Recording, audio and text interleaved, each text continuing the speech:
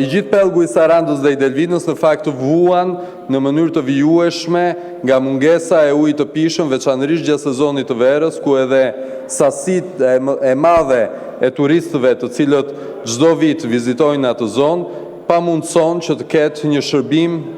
të adekuat me ujë. Dhe kjo vjen prej mungesës së sasisë së ujit e cili furnizon qytetin. Pra jo një çështje që ka të bëjë me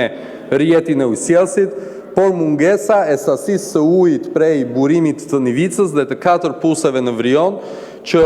nuk mundet që të përballojnë jo vetëm furnizimin me 24 orë, por as furnizimin me pak orë në ditë në periudhën e pikut. Zgjidhja për të gjithë pellgun e Sarandës dhe Delvinës në fakt ekziston, ajo është uji i Tatzatit, i cili sipas specialistëve do të mundsonte që të kishte furnizim me 24 orë ujë në Sarandë, në Delvinë dhe të gjithë fshatrat përreth.